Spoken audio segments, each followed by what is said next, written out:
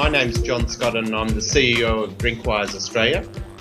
And DrinkWise Australia has been in operation since 2005, and it really came out of the experience of the alcohol industry, all doing their separate corporate social responsibility activities.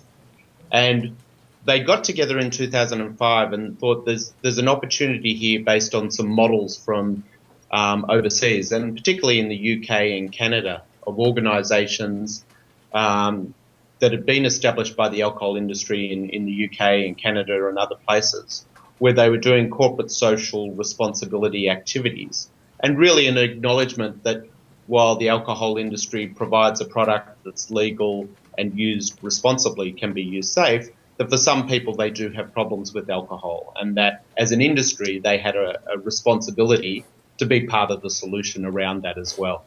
I first became involved with DrinkWise in 2008, and that was during a campaign, a social marketing campaign, the first social marketing campaign for DrinkWise.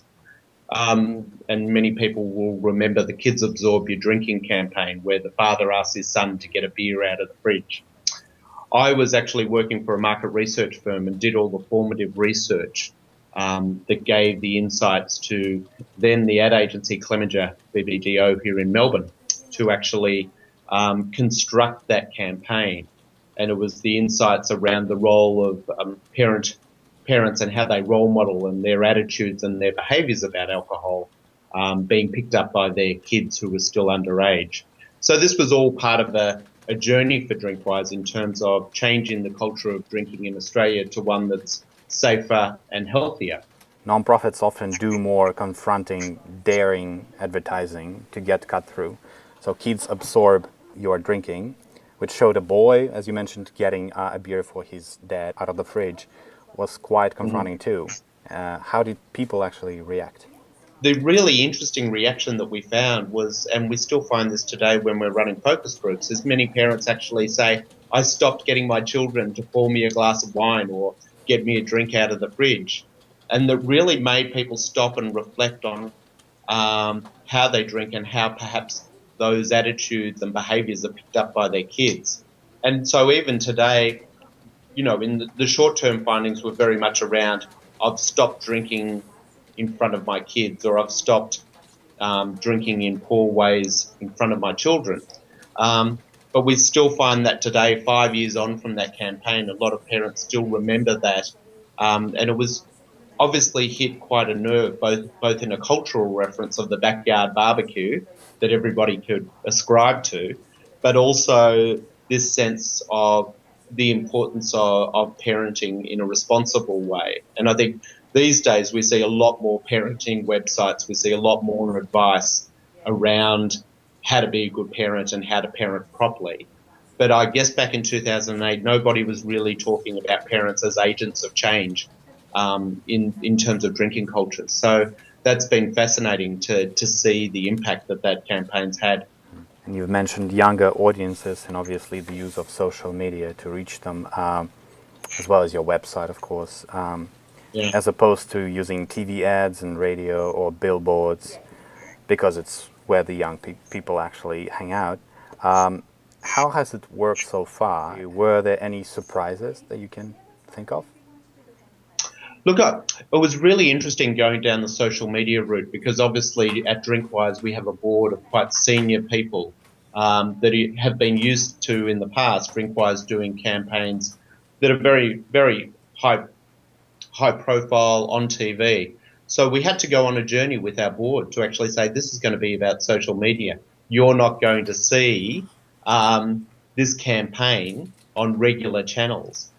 So for them to commit to that was fascinating from the onset, that they had to buy into a social media campaign using Facebook, using Twitter, using Instagram. Many of those I guess channels, our board not being really aware of how they work, how they operate.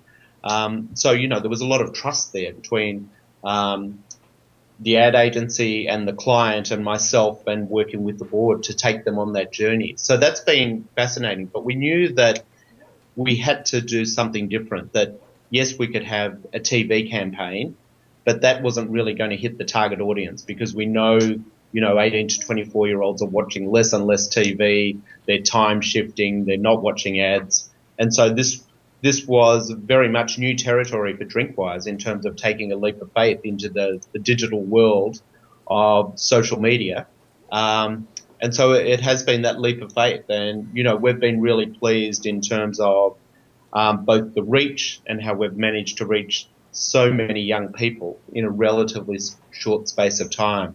So, and even the board taking them on that journey, they're very pleased with how the campaign's gone. Because I think it's actually starting to do many of the things that we hoped it would. Do you actually have any advice for other charities who might be interested in getting campaign cut through? Would you tell them not to be afraid to be controversial? Look, there always is that really interesting dynamic between wanting to make great cutting-edge creative, but that often involves a risk, and it often, from an organisational perspective and a client perspective, there has to be that level of trust between the agency, who are often pushing for, a very different approach or a way to cut through the clutter. For DrinkWise, we had to take a risk with this campaign. We knew that, as you mentioned before, some people weren't going to like it, some people weren't going to understand it. So we knew that we would have to do a lot of backfilling in terms of justifying the approach that we've taken. But I would say, there is benefit, particularly in looking at new mediums, different social media platforms, to actually get your message out there, which, on one hand can be a bit more cost effective, but, this was also a very expensive campaign that wasn't particularly different to a lot of our larger traditional above-the-line campaigns in the past. So while on one hand many charities or not-for-profits might think that they might be getting some cost savings, really in some ways just the channels have just changed really in terms of getting your message out. But in terms of, being edgy and looking at your creative and your messaging in a different way, I think there is always that need for your strategy to be built on really solid, insightful research. And so while for some people they might look at our new campaign and think, oh, that's out there, it was really based in quite a lot of, hundreds of thousands of dollars of research to get those insights and get the right tonality for the campaign. So that's been a lesson, but it's also a lesson for other groups, I think, as well, that you do have to take a risk sometimes if you want to get cut through the clutter.